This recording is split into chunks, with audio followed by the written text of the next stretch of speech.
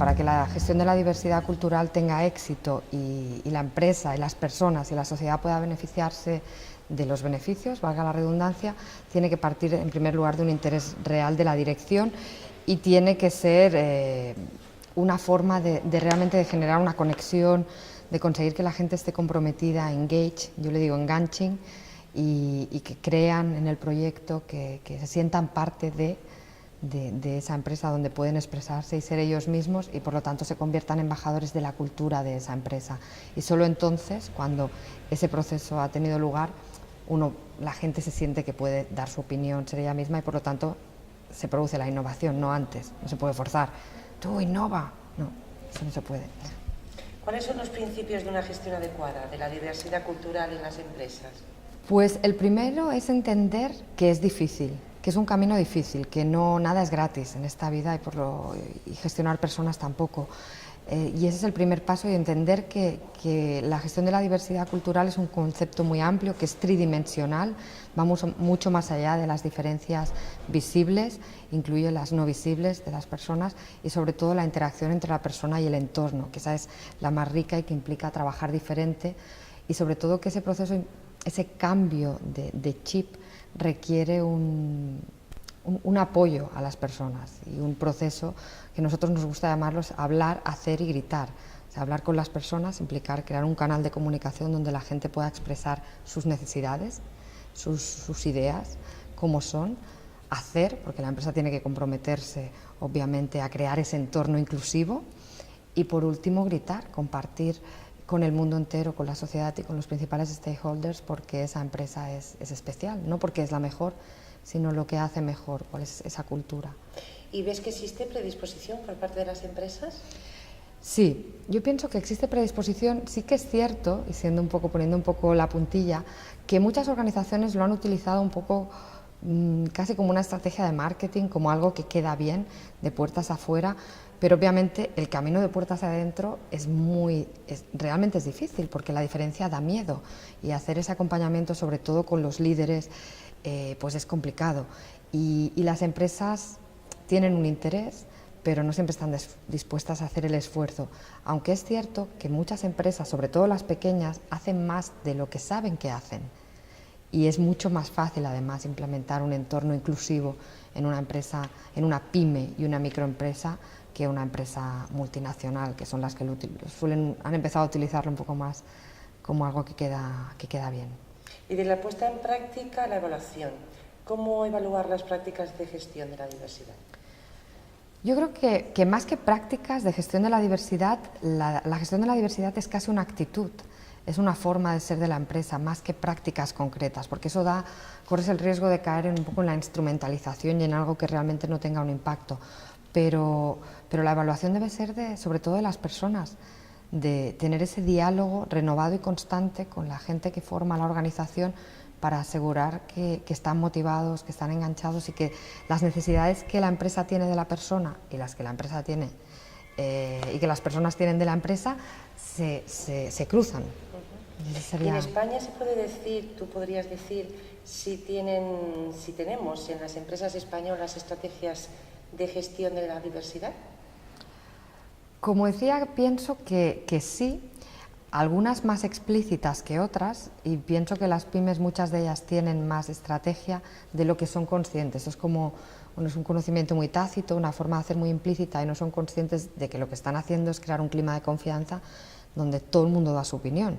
Cuando tienes una empresa de 20, todo el mundo da su opinión. Una empresa grande igual tienen lo que a priori puede parecer una estrategia de diversidad, pero que en realidad no lo es, porque los procesos interfieren con la innovación, con el que la gente dé sus ideas, no hay reconocimiento, hay demasiada burocracia, son empresas muy monolíticas en cuanto a procesos y al final, aunque parezca que tengan más estrategia, en realidad tienen menos. Es un poco paradójico.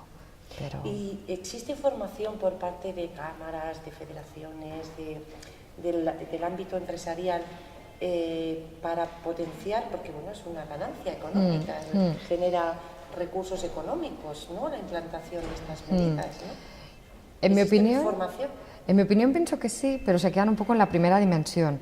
Muchas veces, lamentablemente, nos quedamos con la idea que ser diversos es incluir cierto número de de minorías, cierto número de mujeres y cierto número de personas con discapacidad, y eso no es diversidad, porque sobre todo corres el riesgo de cumplir con esas cuotas, pero que esas personas no lleguen a integrarse nunca porque no hay un entorno favorable, y no hay nada peor, ¿no? para el que llega y para el que recibe, pues que no se produzca. Entonces sí que hay formación, pero yo pienso que se queda a un nivel, en mi opinión, demasiado superficial, ¿no? Y muy del café para todos y de estandarizar, y al final no ayuda, porque es algo mucho más profundo, la tolerancia a la diferencia. ¿Y esa no formación o formación deficiente en España también se puede decir que pasa en Europa y en Estados Unidos? ¿Se han puesto las pilas a nivel internacional en cuanto a formar en este ámbito, ¿no? Sí, lamentablemente España, como siempre, va a la cola de muchas cosas, siendo un país donde yo pienso, sobre todo aquí en Andalucía, que probablemente seamos mucho más diversos que otros en algunos sentidos, pero en España vamos, primero en Europa, vamos como 15 años por detrás de Estados Unidos, donde ya existían Chief Diversity Officers hace bastantes años, y lo que allí tuvo lugar en el 75 más o menos, donde realmente se plantearon, oye, todas estas políticas de forzar a las empresas, de crear cuotas, no funciona, esto se queda un poco en medidas de maquillaje. Entonces se plantearon una mayor seriedad que ha tenido frutos, y algo similar ha pasado en Europa 15 años más tarde, y en España pues aún no se le da la prioridad que debería dársele, sobre todo en un momento como este, cuando tenemos que hacer más con menos, y necesitamos de la creatividad, de la innovación, del talento y del compromiso de nuestra gente más que nunca. Sin embargo, en España aún existe la mentalidad, a diferencia de, por ejemplo, los países nórdicos o anglosajones, de que no hay tiempo para estas cosas, de que esto de las personas, esto es la motivación, aquí el ordeno y mando, el divide y vencerás, y lamentablemente pues yo creo que hace falta un cambio generacional a nivel de altos directivos. Algunos. De altos, de medios también son Bueno, importantes, ¿no? si cambias los altos, los medios probablemente cambien. En el fondo los medios son un reflejo de los altos, y solo tenemos que ver las noticias. ¿Qué experiencias positivas has tenido en este campo, en lo que es tu trayectoria profesional, que ha sido dilatada en los últimos años? ¿Qué experiencias en este terreno has visto como muy interesantes o posibilitadoras de un cambio? Pues he visto... Fíjate, mencionaré una empresa, además una empresa que empezó siendo local, una empresa industrial, que después de 4 años en pérdidas, pues tuvo que hacer una reestructuración muy fuerte. En España, en un pueblecito de Cataluña, era donde producían toda la producción para Europa, y bueno, había familias que trabajaban juntos, o sea, fue realmente una reestructuración laboral y emocional. La persona que vino era una persona de fuera de España, holandés, tenía muy claro lo que iba a hacer. Por ejemplo, pasó una encuesta a los empleados en el mismo momento de la reestructuración, porque tenía muy claro que una encuesta no es para salir bien en la foto, a diferencia de lo que suele pasar en la cultura española. Después de eso hicimos unos focus groups, que los hice yo, una persona externa, donde a todo el mundo, en el fondo no le decíamos que era para eso, pero eran de apoyo, de decir, bueno, nos hemos quedado estos, de apoyar a la gente en ese momento difícil, porque tenía que pasar de ser una empresa local, a ser una empresa global, a que venían personas que hablaran inglés, que se implantaran nuevos procesos, o sea, fue una transformación radical. Además, en esta empresa industrial he visto más diversidad que diversidad visible, aparte de la de esta cultura inclusiva que él ha impulsado, presidente. He visto personas de diferentes nacionalidades, de diferentes razas, y he visto personas sordas. Y él, cuando va y comunica a todo el mundo, llevan un intérprete. Yo he presentado muchas empresas, incluso del IBEX 35, y nunca he visto ningún intérprete, ni diversidad visible tan siquiera. Esta empresa hoy, además, él comunicó muy transparentemente cuál era la estrategia, y en 3 años esta empresa, con la que está cayendo, está estable y está en expansión, podemos decir en crecimiento, a pesar de todo, y la satisfacción de los empleados, que la hemos vuelto a medir, pues ha incrementado, se ha doblado o triplicado. Y la gente, de pasar de estar tristes y sufriendo a estar encantados, enganchados. Probablemente, además, este presidente se ha promocionado mundialmente y tiene mucha pena de que se vaya, cuando al principio no lo querían. Y eso es un claro ejemplo de realmente crear una cultura inclusiva, luchar por una manera de hacer, por una transparencia, e implicar a todo el mundo en esa. En ese cambio. Eres autora de un libro que acaba de salir, Gestión de la diversidad cultural en las empresas. ¿Qué futuro ves para la gestión de la diversidad en zonas transfronterizas como, por ejemplo, en la que nos encontramos, en Andalucía?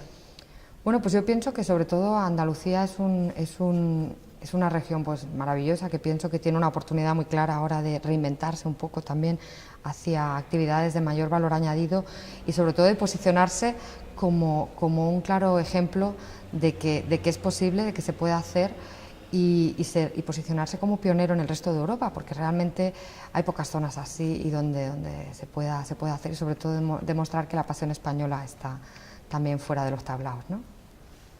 Quitar el estereotipo que comentabas en tu conferencia. Exacto, exacto, el estereotipo de que, bueno, es que nos gusta la siesta, es que, pues no, oye, a lo mejor nos gusta la siesta, pero eso no es incompatible con trabajar bien, y a lo mejor probablemente es un nuevo estilo de que se puede trabajar bien, pasárselo bien, y no solo discutir fuera del trabajo, sino llevar esas discusiones también en el trabajo. Así que yo creo que veo un futuro muy próspero, un futuro muy brillante en el que Andalucía tiene la oportunidad de posicionarse no solo en España, sino en el resto de Europa y del mundo, pues como un referente en esa sinergia cultural.